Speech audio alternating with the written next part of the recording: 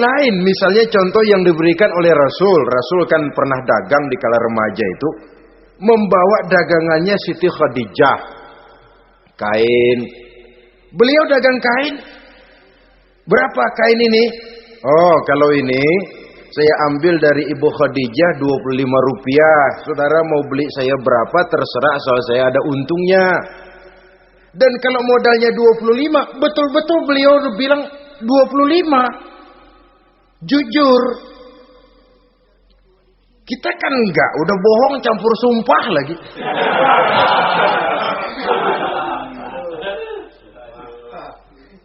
Ini yang ketiga. Yang keempat, teman-teman setan, teman-teman iblis, syaribul khamr. Orang yang minum arak,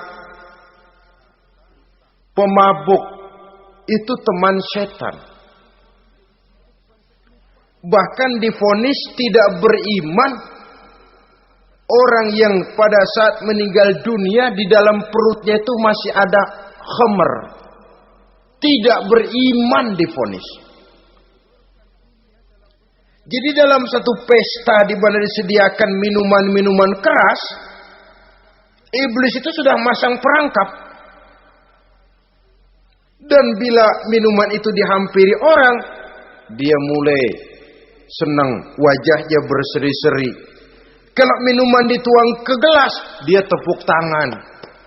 Bila minuman mulai mengalir ke tenggorokan, dia jijimprakan iblis. Girang bukan main.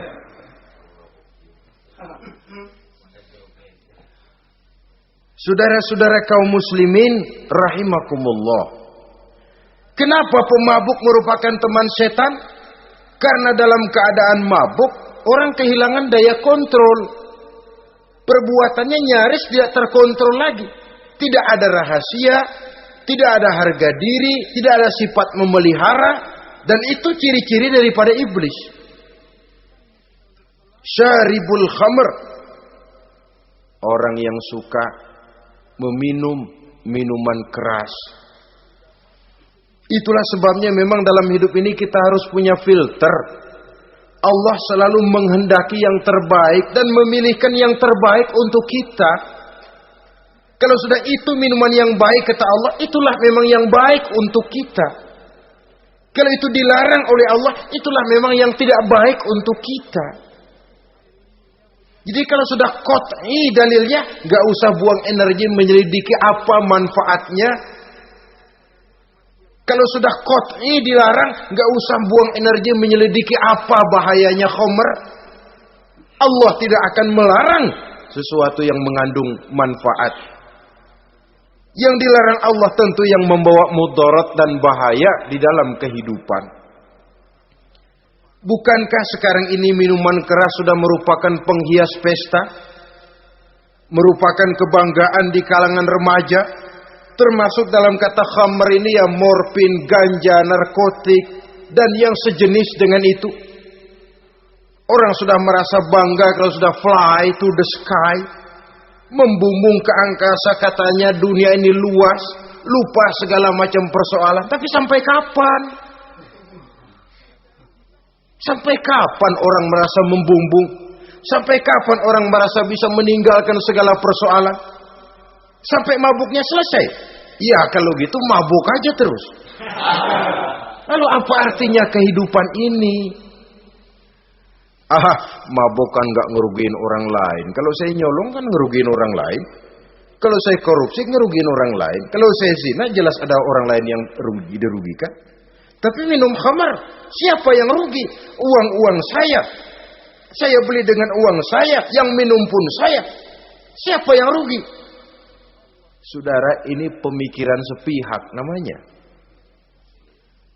Pertama jelas merugikan diri sendiri. Kesehatan terganggu, pertumbuhan IQ, ya, daya pikir jadi jumud bin beku. Tidak ada idealisme ke arah depan. Yang ada ya, yang dipikirkan ya, yang di depan hidungnya saja. Dan konon itu pada mulanya memang orang kan sifatnya cuma ingin tahu. Nyobain ketagihan. Ya kalau orang tuanya masuk golongan have, mampu. Ya, kalau orang tuanya termasuk ekonomi lemah, sedangkan kecanduan hal yang tidak bisa ditangguhkan. Orang yang sudah kecanduan minuman keras, sekali dia tidak minum, sudah bukan main rasanya. Orang yang sudah biasa minum ganja, morfin, narkotik, satu kali dia tidak bertemu itu, sudah nggak keruan rasa. Orang tuanya tidak mampu, kenapa lalu nggak ngelamun yang negatif? Ya kalau dia keluarga have, orang tuanya masih ngelarang, dia bisa jual hal lain di rumahnya yang ada harganya. Tip deka itu, video kah itu, mobil kah digade dulu.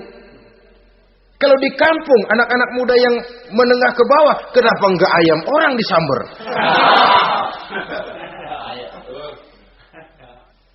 Terjadilah perbuatan negatif yang akhirnya merembet kepada merugikan orang lain. Hakikatnya zahirnya memang pada mulanya hanya merugikan diri sendiri, tapi lambat laun akan merembet juga kepada merugikan orang lain. Oleh karena itu pantas kalau dalam perjalanan Mi'raj begitu hendak start dari Masjidil Aqsa menghadap Allah, kepada baginda Nabi disodorkan 2 gelas minuman, segelas susu dan segelas arak. Muhammad, kau ambil salah satu minuman itu, kau minum. Mantap. Nabi mengambil gelas yang isinya susu lalu beliau minum. Selesai minum kata Jibril, "Shaddaqta ya Muhammad, laqad asabtal haq." Kamu benar Muhammad, pilihanmu tepat. Kenapa? Untung saja susu yang kamu minum. Kalau arak yang kamu ambil, kamu pilih dan kamu minum, pasti umatmu bakal pada jadi umat teler semua nanti. Wong Nabi milih susu saja umatnya masih banyak yang teler. Apalagi kalau beliau memilih khamr waktu itu. Tapi ini sekedar simbol bahwa begitulah kita dalam hidup. Saudara, kalau di depan kita ditaruh segelas jamu, segelas sirup, kira-kira pilih mana? Jamu. Sirup apa jamu? Jamu. Orang yang berpikir panjang ke depan, dia bakal pilih jamu. Memang pahit, getir, nggak enak, tapi besok pagi badan enteng, kerja semangat, berpikir cerdas, gairah ada. Orang yang pikirannya pendek, ngapain jamu getir nih, sirup nih, manis ini. Dia minum, bukan main manisnya, besok pagi bibir pada jontor. Begitulah dalam kehidupan ini. Maka hendaknya kita berusaha dengan sekuat kemampuan untuk menghindarkan diri dari minuman keras dan pengaruh-pengaruhnya. Yang kelima, teman iblis itu al-qattat, tukang-tukang fitnah. Itu suling iblis itu, trompet setan. Sebab apa? Benar kalau Quran mengatakan, Nabi mengatakan al-fitnatu asyaddu minal qatli. Fitnah lebih bahaya dari pembunuhan. Sebab apa? Pembunuhan membunuh orang secara langsung. Fitnah membunuh orang pelan-pelan. Kalau mati mendingan cepat daripada pelan-pelan. Pelan-pelan mati, cepat mati, enakan cepat, nggak ngerasain sakit. Fitnah membunuh orang pelan-pelan. Nama baik orang hancur, dicoreng-moreng di tengah masyarakat. Maka tukang-tukang fitnah, teman-teman setan dari dunia sampai ke neraka nanti. Karena fitnah lebih bahaya daripada pembunuhan. Mengada-ada yang tidak ada diada-adakan, fitnah. Melebih-lebih, berita semeter jadi 3 meter, yang 2 meter. Ya kalau positif, kalau negatif, fitnah. Memang orang bilang kalau kita nitip duit jangan harap lebih, kurang bisa. Tapi kalau nitip omongan jangan harap kurang, pas saja sudah untung itu. Biasanya lebih, namanya omongan. 1 meter jadi 2 meter, 2 meter jadi 3 meter. Itu sifat dari yang namanya omongan.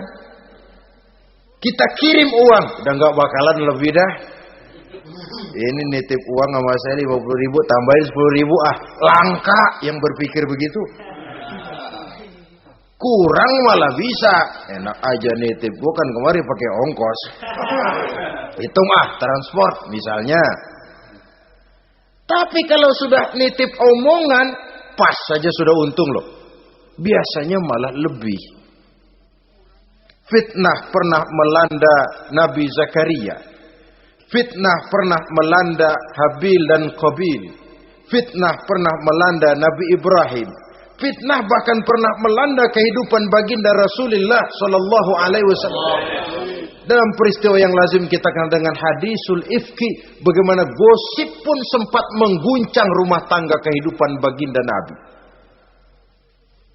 Sehingga pantas kalau beliau sendiri mengatakan al-fitnatu asyaddu minal qatli. Fitnah itu lebih bahaya daripada pembunuhan, karena fitnah membunuh orang secara pelan-pelan. Saudara-saudara kaum muslimin rahimakumullah. Lidah tidak bertulang. Soghirul jirmi azimul jurmi.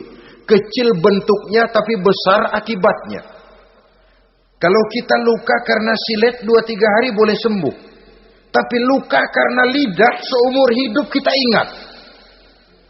Asal lihat orangnya ingat nih, dia nih yang ngomong kagak enak banget, gua tandain dah.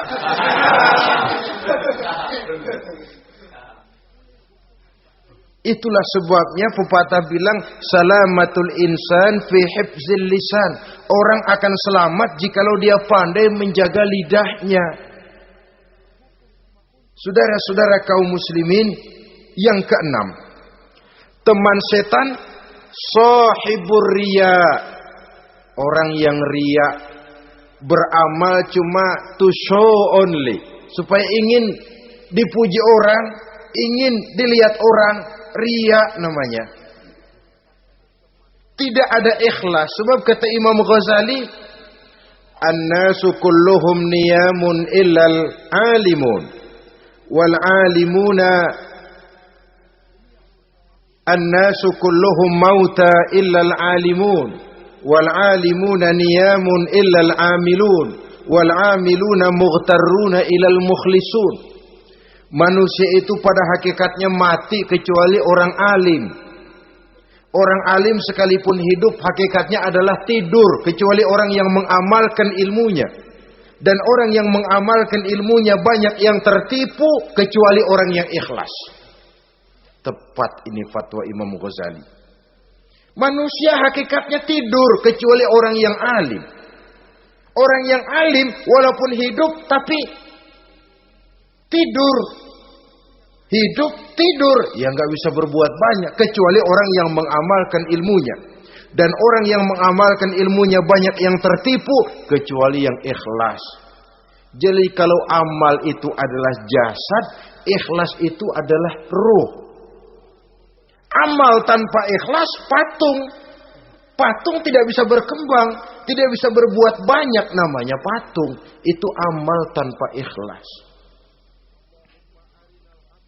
Ini termasuk penyakit batin toh, ikhlas, riya, ujub, sum'ah, penyakit kepengen didengar orang, penyakit kepengen dilihat orang. Wah, kalau sembayangnya dilihat orang mantap betul, kayak besok mau mati. Tapi kalau sudah sembahyang yang nggak dilihat orang, wah kilat khusus, cepat bukan main. Ria. Ini yang menghancurkan amal ini nggak terasa. Sifat kita sendiri.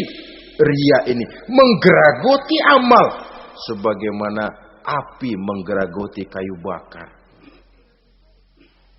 Yang ketujuh, teman setan akilu malil yatim.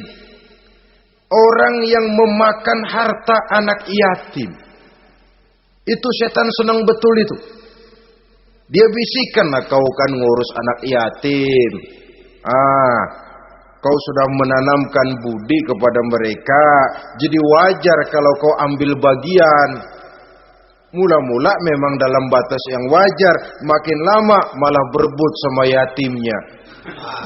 Makin kesonoin, yatimnya malah nggak keduman, panitianya yang kenyang. Akilu malil yatim, orang yang memakan harta anak yatim secara zalim, ini merupakan teman setan. Sebaliknya, orang yang melindungi anak yatim, kata Nabi, seperti dua jari ini dengan aku di akhirat nanti. Dekat derajatnya dengan Rasul. Yang kedelapan, teman setan al-mutahawinu bis shalah. Orang yang nganggap enteng sholat, ngenteng-ngentengin sholat. Nanti aja dah, kalau udah tua-tuaan, bayang mah gampang, saban sari ada. Kalau ini nih tinju jarang-jarang. Al-mutahawin, ngenteng-ngentengin. Pada dasarnya agama itu mudah.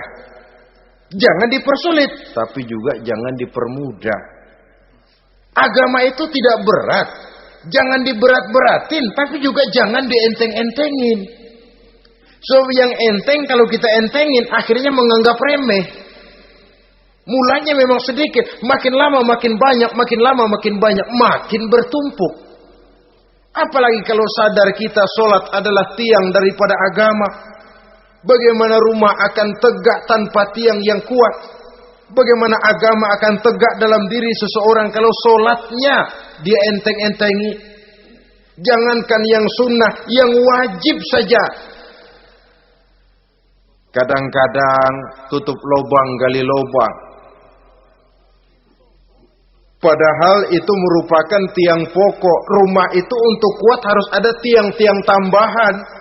Tiang tambahan ini ya nawafil, ya rawatib, solat-solat sunnah itu. Itu untuk menjaga stabilitas temperatur batin kita kepada Allah. Al-mutahawinu bis shalah. Jadi kalau sudah masuk waktu, beduk misalnya berbunyi, azan berkumandang, iblis mulai menyebar bala tentaranya. Pasukan, siap.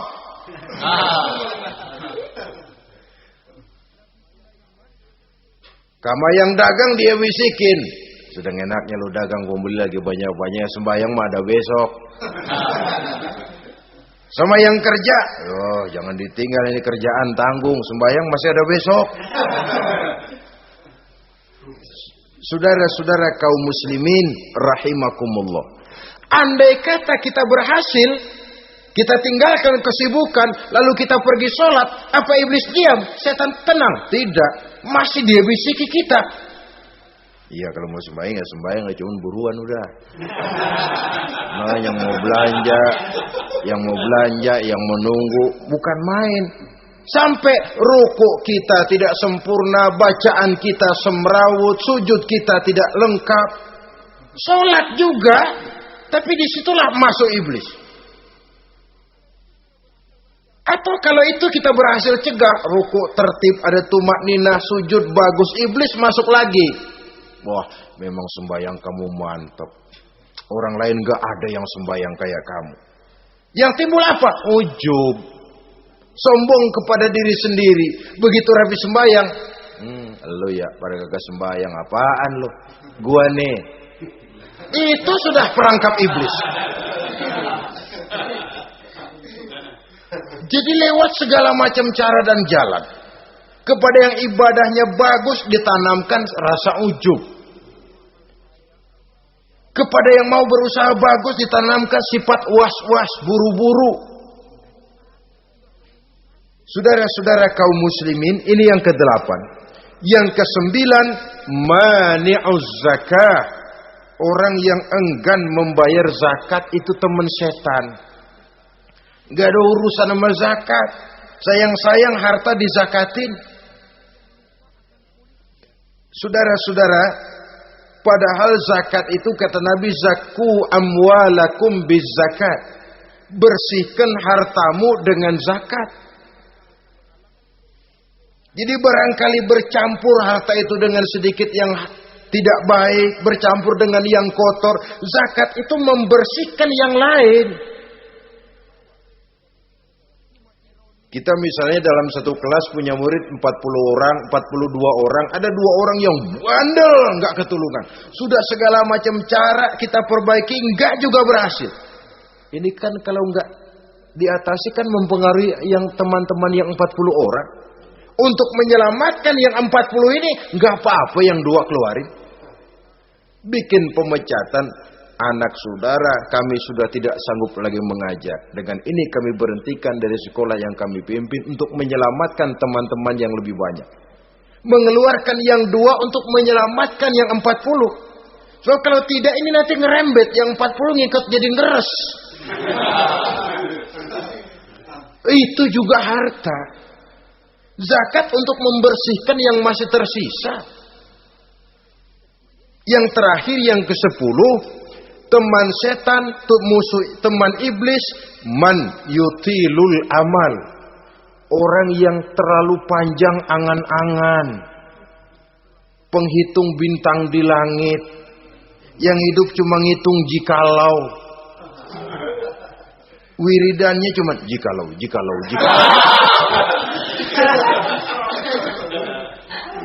Tidak pernah mau berbuat, cuma angan-angan kelewat panjang. Yang ngelamun kan nggak ada sekolahan, ya siapa juga bisa ngelamun. Orang bukan tidak boleh bercita-cita, bahkan cita-cita yang mendorong kita untuk bergairah dalam kehidupan. Tapi kalau cita-cita tanpa langkah konkret, yang penting kan punya kemauan, lebihnya tawakal, nggak cukup. Pernah datang ke masjid seorang sahabat. Begitu sampai dia turun dari onta langsung menghadap baginda Nabi. Nabi tanya, ontamu udah diikat belum? Belum ya Rasul. Kenapa? Saya tawakal kepada Allah. Tuh orang diomelin sama Nabi. Ikat dulu, habis gitu baru tawakal. Betul toh. Ikat dulu tuh onta, lebihnya baru tawakal. Kalau udah diikat masih lari juga, itu tawakal. Lah belum diikat udah tawakal. Orang yang terlalu panjang angan-angan, yang akhirnya kalau tidak merusak cara berpikirnya, akan mendorong dia kepada perbuatan yang negatif untuk mewujudkan angan-angannya itu. Macam misalnya ya, pakaian kepengen bagus, harta mau banyak, usaha ogah, kerja capek sedikit tidak mau, kepengen seperti orang-orang, lalu ngelamun. Kalau tidak jadi gila, ya merusak perbuatannya. Kan berapa